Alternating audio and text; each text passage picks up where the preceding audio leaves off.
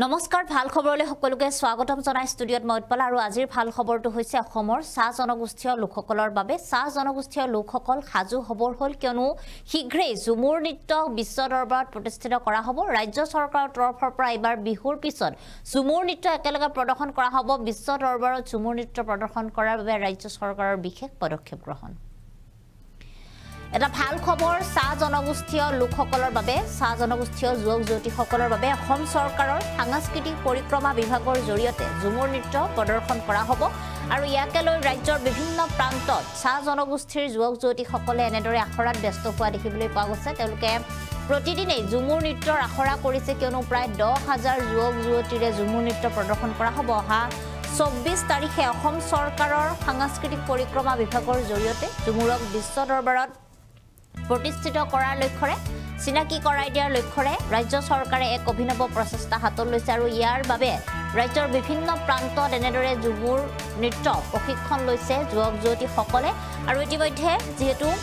ঝুমুৰ নৃত্যৰ প্ৰশিক্ষণ দি থকা হৈছে বিভিন্ন ধৰণে বিধায়কসকলে মন্ত্ৰীসকলে ঝুমুৰ নৃত্যৰ প্ৰশিক্ষণ কিমান দূৰ আগুৱাইছে কিমান দূৰ যুৱক যুৱতীসকলে ঝুমুৰ নৃত্য প্ৰদৰ্শন কৰিব পৰা হৈছে সেই সকলো বিষয় সন্দৰ্ভত অৱগত হৈছে আৰু ঝুমুৰ নৃত্যৰ আখৰাত এতিয়া এনেদৰে ব্যস্ত হোৱা দেখিবলৈ পোৱা গৈছে যুৱক যুৱতীসকল আৰু ৰাজ্যৰ মুখ্যমন্ত্ৰী ডক্টৰ হিমন্ত বিশ্ব শৰ্মাকো ধন্যবাদ জ্ঞাপন কৰিছে ইতিমধ্যে চাহ জনগোষ্ঠীয় লোকসকলে কিয়নো তেওঁলোকৰ যি এটা প্ৰধান নৃত্য ঝুমুৰ নৃত্যৰ জৰিয়তে চাহ জনগোষ্ঠীৰ লোকসকলক যেহেতু পৰিচিত সেই ঝুমুৰ নৃত্য কেৱল মাত্ৰ ৰাজ্যৰ ভিতৰতে সীমাবদ্ধ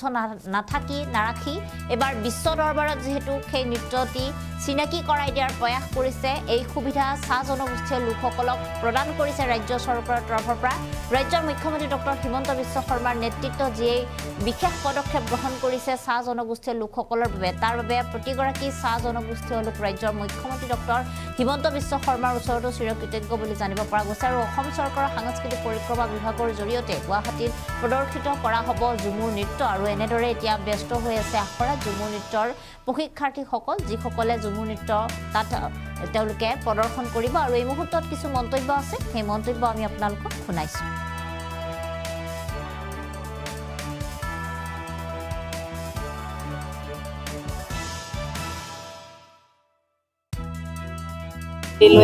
ধন্যবাদ জ্ঞাপন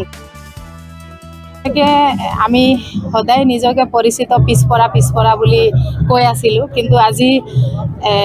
গৌৰৱ কৰিছোঁ আৰু প্ৰত্যেকটো চুকে কোণে থকা বাগিচাই হওক বা বস্তি হওক এই চাহ জনগোষ্ঠী আদিবাসী বুলি ক'লে বহুত জনগোষ্ঠীৰ লোক ইয়াত সোমাই আছে আৰু প্ৰত্যেকটো জাতি জনগোষ্ঠীক সাঙুৰি লৈ কিনে আজি এই বিশ্ব অভিলেখ গঢ়াৰ যি উদ্দেশ্য চৰকাৰখনে ল'লে বা আমাৰ সাংস্কৃতিক মন্ত্ৰী ডাঙৰীয়া এই উদ্যোগ গ্ৰহণ কৰিলে সঁচাকৈ এইটো গৌৰৱৰ বিষয় আৰু আমি গৌৰৱ এইটো অনুভৱ কৰিছোঁ এইটো কাৰণে আজি এই টিংখাং সমষ্টি ভিত্তিত আজি এই বামুণবাৰী খেলপথাৰত প্ৰত্যেকটো গাঁৱৰ পৰা বস্তিৰ পৰা ল'ৰা ছোৱালীবিলাকে শিল্পীসকলে নাচনী ঢুলীয়া ঢোল বাদক বাঁহী বাদক আৰু তাল বাদক যিবিলাক বাদ্যযন্ত্ৰ আমাৰ মাজৰ পৰা লুকাই গৈছিলে তেনেবিলাক বাদ্যযন্ত্ৰ এই অভিলেখ গঢ়াৰ উদ্দেশ্যে যিবিলাক আমাক পুৰণি যিবিলাক আমাৰ ইতিহাস হেৰাই গৈছিলে সেইবিলাকো আমি ঘূৰাই পাইছোঁ গতিকে বিশ্ব অভিলেখ গঢ়াৰ যি উদ্দেশ্য বা যি অনুষ্ঠান চৰকাৰখনে কৰিবলৈ লৈছে সঁচাকৈ আমি গৌৰৱ কৰিছোঁ চাহ জনগোষ্ঠী আদিবাসী হিচাপে হয় বিহুৰ পাছতেই এইবাৰ চাহ জনগোষ্ঠীৰ যি ঝুমুৰক আমি বিশ্ব দৰবাৰত প্ৰতিষ্ঠিত কৰিবলৈ গৈ আছে বিশেষভাৱে অসমৰ মুখ্যমন্ত্ৰী সন্মানীয় ডক্টৰ হিমন্ত বিশ্ব শৰ্মা ডাঙৰীয়া আমি ধন্যবাদ জনাইছোঁ লগে লগে টিংখাং সমষ্টিৰ সন্মানীয় বিধায়ক তথা অসম চৰকাৰৰ কেবিনেট মন্ত্ৰী সাংস্কৃতিক পৰিক্ৰমা বিভাগৰ মন্ত্ৰী বিমল বৰাকো আমি ধন্যবাদ আৰু কৃতজ্ঞতা জ্ঞাপন কৰিছোঁ বিহু আজি টিংখাঙৰ পৰা আজি বিশ্ব দৰবাৰলৈ গ'ল আমি ঝুমুৰকো আজি দেখিছোঁ আজি টিংখাং সমষ্টিত আজি আমি 3টা বছৰ কণ্টিনিউ আমি ঝুমুৰৰ ৱৰ্কশ্বপ দিছিলোঁ কৰ্মশালা কৰিছিলোঁ আৰু এয়াই আমি দেখিলোঁ যে ইয়াৰ পৰা আমি সুফল পালোঁ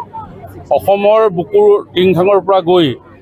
মানে বিশ্ব দৰবাৰ প্ৰতিষ্ঠিত হ'ব আজি ঝুমুৰ আমি সঁচাকৈ আনন্দিত আজি উৎফুল্লিত হৈ পৰিছোঁ যে বিশ্ব দৰবাৰত ঝুমুৰক প্ৰতিষ্ঠিত হ'ব ইয়াৰ লগে লগে